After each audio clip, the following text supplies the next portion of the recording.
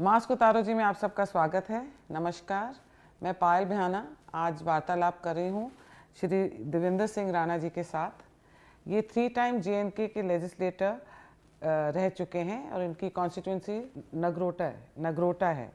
He was also a national conferences Jammu province president and he was very close AD to former CM Omar Abdullah.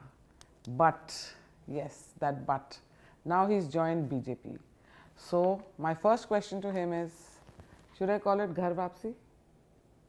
No, it can't be Ghar Wapsi at all because I have never been a part of the BJP and I have been purely a part of the National Conference, and I have spent about 22 years in the National Conference. So I was hardcore National Conference politics. So to say Ghar Wapsi would not be the right word at all. In fact, it's a transformation. Okay. So it's a transformation, and that's it. And how did it happen and why did it happen? See, I won't get into the why and how, but yes, a time did come when I thought that about 2.5 years back, I came out with a narrative for Jammu Declaration. Yeah, we're going to talk about that also. So, and there was a lot of opposition to that within the party ranks. थोड़ा हिंदी में भी बता दें। हाँ, मतलब वो Jammu declaration का मैंने ऐवान किया कोई 2-2.5 बरस पहले, तो काफ़ी जमात के अंदर विरोधाभास भी हुआ।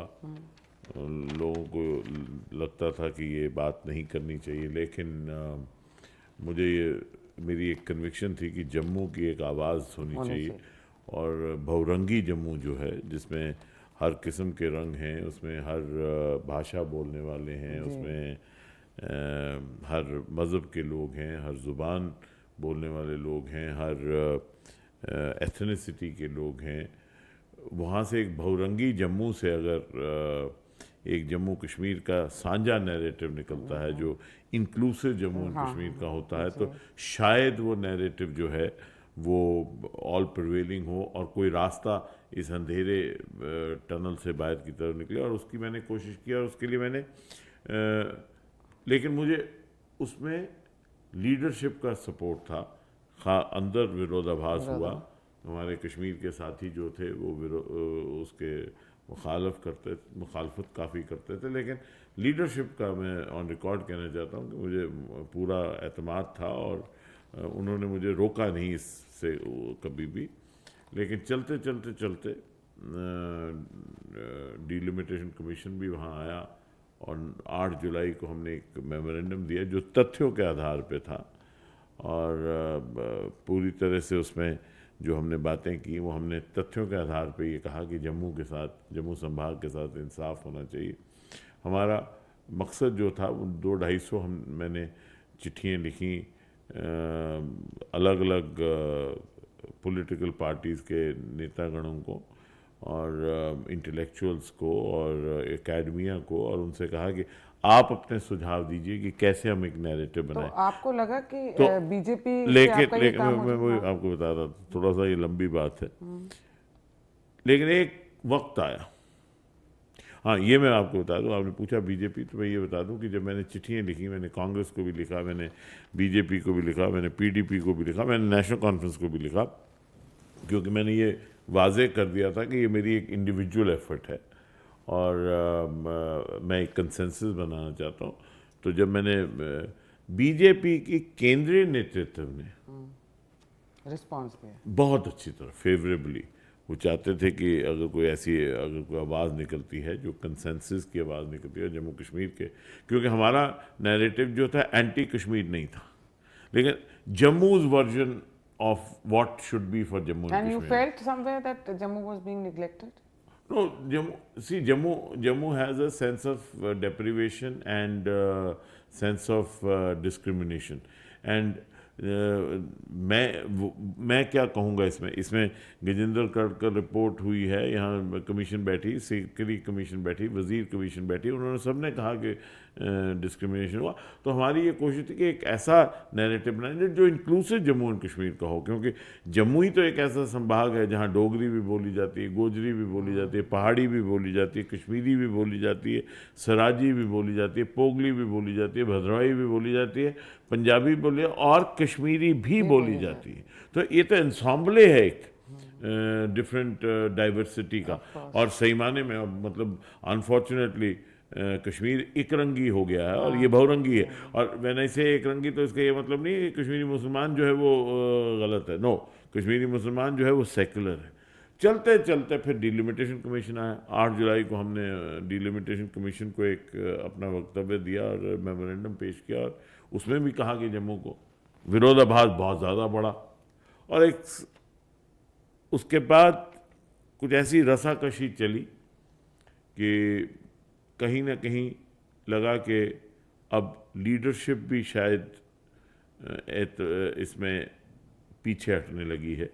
तो मुझे लगा कि एक बड़ा लंबे अरसे का रिश्ता है तो राह बदल दें। और जम्मू के हित में, और चूंकि जम्मू के कॉज के लिए मैं कर रहा था और भाजपा के केंद्रीय नेतृत्व ने इस मुद्दे को प्रोत्साहित मुझे किया, तो मैंने रास्ता बदला। कहीं आप पर्सनल क्वेश्चन है, कहीं आपको लगा कि आपके जो बड़े भ्राता हैं, भाई हैं, डॉक्टर जितेंद्र सिंह जी, उनका भी कहीं इन्फ्लुएंस था? नहीं, उनका कोई डॉक्टर जितेंद्र सिंह जी और मेरा ये शुरू से ही रहा कि हमने एक दूसरे के सियासी जीवन में आइडियोलॉजी में वो नहीं करा, इंटरफेयर नहीं किया। और चूँकि मुझे 22-23 साल का अरसा हो गया सियासत में, और डॉक्टर जितेंद्र सिंह जी को भी तकरीबन 7-8 साल का अरसा हुआ है सियासत में। तो हमने वैसे भी, वो मुझसे 10 साल बड़े हैं और बड़े हैं तो इसलिए उनका मैं पूरा आदर सम्मान करता हूँ। लेकिन हमने एक कॉन्शियस डिसीजन किया, कॉन्शियसली हमने ये कोशिश नहीं की, इसको अमल में लाया कि हम दोनों लोग अपने अपने रास्ते पे चलें और एक दूसरे के सियासी रास्तों में एक दूसरे के मामले में मुदाखलत ना करें। वो अपने रास्ते में अपने रास्ते। अब तो रास्ते मिल गए जी। अब जब आपने ये डिसीजन लिया तो मैंने तो कोई भी फारूक अब्दुल्ला जी या उमर जी से कोई भी कमेंट नहीं सुना, कोई रिमार्क नहीं सुना इसके बारे में। तो पर्सनल आपके लेवल पे, 1-to-1 लेवल पे उनका क्या रिएक्शन था? देखिए, मैंने फारूक साहब और उमर साहब से जाके खुद बात की। 7 अक्टूबर को मैंने उनसे मिला और उनसे बात की। मेरे बड़े अच्छे उनके साथ संबंध ज़ाती तौर पे भी रहे और सियासी तौर पे भी। उन्होंने, फारूक अब्दुल्ला साहब की मैं बड़ी इज़्ज़त करता हूँ। मैंने भी कोई कमेंट नहीं किया। जो बात मेरे और उनके बीच में वहाँ हुई वो मेरे और उनके बीच में ही है। मेरी तरफ से भी कोई ऐसी बात बाहर आई। But they were not shocked that you're joining अब जो भी बात हुई मेरे और उनके बीच में, उस दिन हुई बात, और जो उससे पहले बातें हुई वो भी मेरे और उनके बीच में है। ना उन्होंने कभी की, ना मैं करना चाहता हूँ। मैं फारूक अब्दुल्ला साहब की बड़ी इज़्ज़त करता हूँ, वो बुज़ुर्ग हैं और उनके साथ काम किया है मैंने, उनके नेतृत्व में, उनकी बड़ी इज़्ज़त करता हूँ। उमर साहब मेरे पार्टी के वाइस प्रेसिडेंट रहे, चीफ मिनिस्टर रहे, मैं उनकी भी बड़ी इज़्ज़त करता हूँ। और ये मुनासिब नहीं है कि बात की जाए। और मैंने रास्ता भी इसीलिए बदला कि मैं तकरार नहीं करना चाहता था, और मैं नहीं चाहता था कि तकरार जो है वो बाहर आके बाहर आए। अब जैसे नगरोटा के लोग हैं, आप 3 बारी लेजिस्लेटर रहे हैं, तो आपने जब भी वहाँ कैंपेनिंग करी होगी तो एंटाई कांग्रेस, एंटाई बीजेपी इतना बोला होगा। एंड मैंने तो आपकी तारीफ भी बहुत सुनी उस कॉन्स्टिट्यूंसी में, आपने काम बहुत किया। आप एक ऐसे लीडर रहे हैं नेशनल कॉन्फ्रेंस के जिनकी मतलब ऑपोजिशन, मतलब जो लोग प्रो बीजेपी या प्रो कांग्रेस भी रहे, उन्होंने हमेशा बोला है कि आपकी कॉन्स्टिट्यूंसी में बहुत काम हुआ है और आप हमेशा लोगों के लिए अवेलेबल रहें, अपने लोगों के लिए। और किसी भी टाइम कभी भी आपको किसी ने मतलब ज़रूरतमंद ने आपके पास आए हैं, आपने उनको अटेंड किया है। इस चीज़ की आपकी बहुत तारीफ सुनी है मैंने इसके लिए। अब जब आप नगरोटा के लोगों के सामने जाएंगे तो आप अब उनको क्या बोलेंगे? देखिए, बात यह है कि जहाँ तक नगरोटा का संबंध है, मैंने अपनी सारी सियासत में कभी लोगों को मज़हब के नाम पे, ज़ात के नाम वो पे, तो मैंने आपकी तारीफ सुनी, बिरादरी के नाम पे या जमात के नाम पे भी फ़र्क नहीं किया। अगर मेरे पास उस वक्त भी कोई बीजेपी का आया या पीडीपी का आया, मैंने उसका भी काम किया। और मैं ये समझता हूँ कि हम जो लोग सियासत में हैं, हम लोगों की सेवा करके, लोगों के काम करके उनका उद्धार कर सकते हैं और हमें करना चाहिए। और इसी माता वैष्णो देवी की कृपा से 2014 में जब मोदी वेव थी, जम्मू संभाग से, जम्मू के मैदानी इलाकों में से मैं ही एक आदमी था जो नॉन बीजेपी का लेजिस्लेटर बना। और वो इसी वजह से था कि लोगों का भरपूर प्यार था लोगों के साथ, और मैंने अपने लोगों के साथ कभी सियासत नहीं की। मैंने अपनी कॉन्स्टिट्यूंसी में सियासत नहीं की। मेरा जो कॉन्स्टिट्यूंसी के लोगों के साथ है वो एक रिश्ता जो है वो एक पारिवारिक रिश्ता है, जिसमें मैं ये समझता हूँ कि सियासत नहीं मैंने उनके साथ की। पर वो आप समझेंगे, आप वो उनका वो समझ रहे हैं वो तो। अब ये मैं आपसे एक बात करना चाहती हूँ, थोड़ा सा आप कहीं जैसे कंट्रोवर्शियल नहीं होना देना चाह रही, पर स्टिल एक सवाल पूछूँ। जो रोशनी एक्ट था वो शेख अब्दुल्ला जी के टाइम पे आया था, फॉर टिलर्स के फेवर में आया था, पर आप मुझे बहुत जेन्युइन आंसर दीजिए, हाँ या ना में जवाब दीजिए, नहीं देना फिर वो आप मना कर दीजिए। पर कहीं ना कहीं आपको नहीं लगा कि ये कश्मीरी पंडितों को इस रोशनी एक्ट से नुकसान हुआ है और कश्मीरी मुसलमानों को इसका फ़ायदा हुआ है? देखिए, मैं इसमें पहले तो रोशनी एक्ट जो है शेर कश्मीर शेख मोहम्मद अब्दुल्ला साहब ने नहीं लाया। रोशनी एक्ट डॉक्टर फारूक अब्दुल्ला साहब के ज़माने में आया, पर उनकी सजेशन थी ना ये। नहीं, उन्होंने लैंड टू द टिलर लाया। हाँ, लैंड टू द टिलर। और लैंड टू द टिलर जो था वो एक रिफॉर्म था। But it did it benefit Hindus? It benefited those who are downtrodden और जिनकी लैंड होल्डिंग थी। अब उसको किस पर्सपेक्टिव से देखा जाए वो देखा जाए। पर हाउ कम, जब अगर ये it was they got it for downtrodden people और समथिंग, देन हाउ कम कई जो लीडर्स थे कश्मीर के जमा वो सडनली इतने बड़े बड़े जागीरदार बन गए?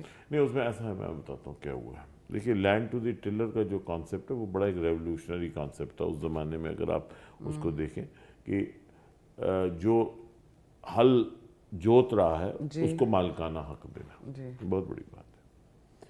लेकिन जो आपने कहा कि लैंडलॉर्ड बन गए, उसमें ये हुआ कि जिनके बागात थे उनको एक कवर दिया गया कि बाग अगर आपका है, मेवे का बाग मतलब फ्रूट का बाग, तो वो प्रिजर्व होगा। तो बागात को दिया गया। वहाँ कहीं कहा जा सकता है कि सब वो जो बागात का था, क्योंकि बागात सिर्फ एक ही संभाग में थे, कश्मीर संभाग में ज़्यादा, तो उनको फ़ायदा दिया गया। लेकिन लैंड टू द टिलर को ये कहना कि वो रिफॉर्म जो था वो टारगेटेड था किसी के, मैं ज़ाती तौर पे समझता हूँ कि शायद नहीं, क्योंकि वो टारगेटेड अगर था तो जागीरदारों पे था। जैसे मैं वो टारगेटेड था अगेंस्ट लैंडलॉर्ड्स। वो एक कम्युनिटी के लिए नहीं, उसमें अफेक्टेड सबसे ज़्यादा राजपूत हुए, हमारी कम्युनिटी के लोग ज़्यादा सबसे ज़्यादा अफेक्ट हुए। जैसे मैं उसके बारे में काफ़ी रिसर्च करके पढ़कर आई, तो उसमें जो मैं देख रही थी कि काफ़ी उस चीज़ का अनड्यू एडवांटेज लिया गया और बहुत बड़े बड़े लैंडलॉर्ड्स और बड़े बड़े लैंडलॉर्ड्स बन गए, और छोटे जो जिनके पास छोटे छोटी जगह थी, छोटे छोटे बाग थे या वो थे, वो भी मजबूरन ऐसे हालात हो गए कि उनके भी बिक गया उनका काफ़ी कुछ। लैंड टू द टिलर की वजह से नहीं, लेकिन 1990 के बाद जो हालात हुए और जो एग्जोडस हुआ कश्मीरी पंडित्स का अनफॉर्चुनेटली, उसमें कई बहुत ज़्यादा डिस्ट्रेस सेलिंग हुई, डिस्ट्रेस सेल्स हुई, और उसको करेक्ट कर रही है प्रेजेंट गवर्नमेंट उस चीज़ को। वो डिस्ट्रेस सेल हुई, या लोगों ने, अगर उसको मैं डिस्ट्रेस सेल ना कहूँ तो लोगों ने सोचा कि अब यहाँ नहीं रह पाएंगे तो बेच दीजिए। डिस्ट्रेस नहीं थी तो लो वैल्यू सेल हुई। पर लोगों ने ऑक्यूपाई भी तो कर ली कई चीज़ें। हाँ, कई जगह वैसे वाक़ात भी हुए, ऐसा तो नहीं। वो गवर्नमेंट वापस कैसे लेगी? वो कुछ कर रहे हैं, वो बना रहा है, उन्होंने कोई बनाया सिस्टम, स्कीम ऑफ थिंग्स बनाया कि जो जहाँ कोई डिस्ट्रेस है या जहाँ कोई ज़बरदस्ती हुई है, जहाँ वहाँ पे लोगों को उनका राइटफुल राइट दिया जाए वापस। लेकिन लैंड टू द टिलर जो था वो एक अलग चीज़ थी। ये 90s, ये तो अलग चीज़, ये 90s की बात तो अलग है। पर लैंड टू द टिलर्स का वो जो भी वो एक्ट था, वो जो वो लेकर आए थे रिफॉर्म, उसमें तो जो भी हुई है काफ़ी गड़बड़ें हुई हैं, तो अब आप anyways now you know longer with NC, so let me not. नहीं, आप रोशनी को कंफ्यूज कर रहे नहीं, हैं। रोशनी को भी नहीं कर रही। रोशनी जो है वो बाद में आया। हाँ, रोशनी तो बाद में आया, उससे तो मुसलमानों को बहुत फायदा हुआ है। इसमें कोई, इसमें आप कह नहीं सकते कि नहीं हुआ। नहीं, देखिए, रोशनी एक्ट जो है, रोशनी एक्ट का जो है उसका क्या फ़ायदा हुआ, क्या नुकसान हुआ, एक बहुत लंबा डिबेट है, और मैटर जो है वो अंडर जुडिशल प्रोब है इस वक्त। The matter is sub judice. सो रोशनी पे डिस्कशन करना मुनासिब नहीं होगा, क्योंकि रोशनी जो है is before the honourable high court and the matter is sub judice, so it will not be proper to discuss Roshni. Okay, चलो मान लिया। अभी एब्रोगेशन हुआ ऑफ आर्टिकल 370 एंड 35A, और अगर इतना ज़्यादा इसमें रोष था कि बहुत नाराज़ हुए एनसी के लीडर्स, पीडीपी के लीडर्स, पर इनके जो पार्लियामेंटेरियंस थे जो लोकसभा इलेक्शन जीते थे, उन्होंने प्रोटेस्ट में आके अपनी पोजीशन से कभी रिज़ाइन नहीं किया कि आपने ये हटा दिया, ये लीजिए, हम भी जो लोकसभा की सीटें जीते हैं, अपने पार्लियामेंटेरियन हैं, अब हम वो नहीं रहेंगे। पर उन्होंने लोगों को बहुत भड़काने की कोशिश करी कि लोग प्रोटेस्ट करें, लोग अपने सैक्रिफाइसेस दें, पर लीडर्स अपने घर के अंदर ही रहे। और पूरी बात सुनिए मेरी तो लोगों से उनको एक ऐसा रिस्पांस नहीं मिला जो वो चाहते थे। जिस तरीके से 2008 और 2009 में, in spite of army being there, police in action, everything, इतने राइट्स, इतनी जान और प्रॉपर्टी का नुकसान हुआ उस टाइम, लोग ने परवाह नहीं करी आर्मी रोड पे है कि नहीं है। पर ये एब्रोगेशन ऑफ 370 और 35A के बाद किसी भी कश्मीर के लीडर्स को लोगों का साथ क्यों नहीं मिला? देखिए, दो बातें आपने पूछी।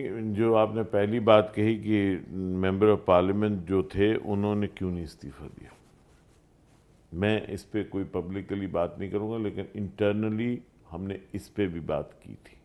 लेकिन क्या बात हुई मैं वो नहीं कहूँगा। वो नहीं बताइए। ये एक वाकई एक बड़ी डाइकॉटमी है कि जिस पार्लियामेंट में ये पास हुआ, अगर आप विरोध करते हैं, क्योंकि ज़ाती तौर पे मैं ये समझता था कि 370 और 35A कभी नहीं हटेगा। मैं आपको बता रहा हूँ, मुझे ये यकीन था कि 370 कभी नहीं हटेगा।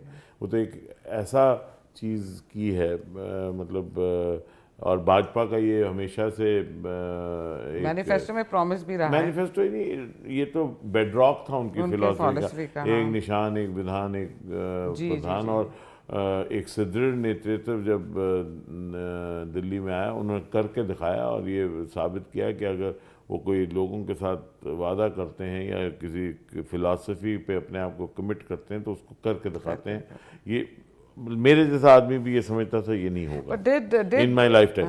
लेकिन जो आपने कहा ये एक बड़ा वैलिड सवाल है, और होना, इस पे हमने अंदर भी बात की थी कि अगर आप जिस पार्लियामेंट ने इसको पास किया, और अगर आप ये कहते हैं कि वो जो लॉ है वो रॉन्ग है, रॉन्ग विद द पीपल है, वो एंटी कॉन्स्टिट्यूशनल है, वो कॉन्स्टिट्यूशन की वायलेशन है, तो फिर क्या हक बनता है आपको वहाँ रहने का? ये एक बड़ा सवाल है। इस पे क्या अंदर बात हुई वो मैं बरों नहीं कह दूँगा, लेकिन जी मैं ये ज़रूर कहता हूँ कि ये बात ज़रूरी है, किसी न किसी दिन जवाब ज़रूर उनको देना पड़ेगा। जो लोग बैठे रहे पार्लियामेंट में, उसकी एब्रोगेशन के बाद उसमें हिस्सा भी लेते रहे, उसके पर्क्स और बेनिफिट लेते रहे, पर मैं अंदर क्या बात हुई मैं वो नहीं बताऊँगा, मैं उस पर बात नहीं।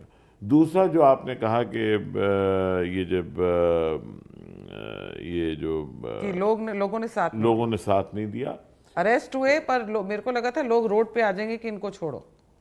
वो दर्शाता है कि कहीं ना कहीं people have lost faith in the mainstream leaders in Kashmir as also the separatist leaders in Kashmir, क्योंकि लोगों को लगा कि ये लोग एक इमोटिव नैरेटिव बनाते हैं, They feel they're used, और वो इस्तेमाल करते हैं, और वो अपने फ़ायदे के लिए, हाँ वो मेन स्ट्रीम वाले पॉलिटिकल लीडर्स हैं कश्मीर के या सेपरेटिस्ट, और वो जो डाइकॉटमी इनकी in power and out of power है, और जो ये इनका वक्तव्य रहता है when not in power and when in power, और जो इनका वक्तव्य लाल चौक में रहता है, रघुनाथ बाजार में रहता है और इंडिया गेट पे रहता है, अलग अलग उसमें विरोधाभास होता है, तो शायद कहीं ना कहीं लोगों को इनसे एतमाद उठ गया है और आंखें खुल गई लोगों की। और लोगों को नहीं, आंखें नहीं, एतमाद उठ गया। उसी वजह से तो लो परसेंटेज ऑफ वोटिंग होना शुरू हो गई। तो इससे लगता है कि कहीं ना कहीं जनाधार जो है वो निकलता जा रहा है। तो अब जैसे मैंने एक और चीज़ देखी है कि कश्मीरी पंडित जी लोगों के साथ, जो कश्मीरी पंडित्स के साथ हुआ वो बहुत बुरा हुआ 89-90 में। और इस चीज़ को चाहे वो एनसी के लीडर डिनाई करें या पीडीपी के लीडर डिनाई करें, चाहे उस टाइम आपने भी आप एनसी के थे, आपने भी इतना ज़्यादा इसको मुद्दे के ऊपर ज़्यादा बोला नहीं है करके। तो अगर इतनी इनजस्टिस हुई है, इतनी इनजस्टिस हुई है, और सीएम एक सबका सीएम होता है। सीएम सिर्फ कश्मीर का सीएम नहीं था, कश्मीरी मुसलमानों का सीएम नहीं था। कश्मीरी पंडित्स के लिए कश्मीर के लीडर्स ने, चलो सेंटर तो जो करेगी, उस टाइम इवन कांग्रेस ने कुछ नहीं किया, किसी ने कुछ नहीं किया कश्मीर में, पर वहाँ के लीडर्स ने क्यों नहीं कश्मीरी पंडित्स का साथ दिया और कुछ किया? मैं ये समझता हूँ Kashmiri Pandits have been wronged. Kashmiri Pandit community को एक एक्सोडस हुआ अपने घर से, और किसी के लिए भी अपने घर छोड़ना जो है वो कोई आसान नहीं होता। ये रेप्स हुए, गोलियां मारी गई, इनजस्टिस हुआ। देखिए बहुत गलत हुआ, तभी मैंने कहा दे हैव बीन रॉन्ग, बहुत गलत हुआ। और ये मैं समझता हूँ कि ये सियासत को बालातर रख के ये सबकी, देश की और समाज की ये एक नैतिक जिम्मेवारी बनती है कि उनको उनके घर में इज़्ज़त से वापस बसाया जाए। और मैं ये समझता हूँ कि 370 और 35A के एब्रोगेशन के बाद अगर एक संग मील हुआ तो दूसरा संग मील वो होगा कि कश्मीरी पंडित जो विस्थापित कश्मीरी पंडित हैं या और लोग जो विस्थापित हों, उसमें कुछ मुसलमान भी हैं, कुछ सिख भी हैं, कुछ हिंदू और भी हैं, कश्मीरी पंडितों के अलावा हिंदू भी हैं, वो उनको घर वापस ला के उनको बसाना चाहिए, वो वहाँ रहें, ताकि वो जो कश्मीर का एक रिवायती भाईचारा है वो कायम हो, बरकरार हो और मजबूत हो।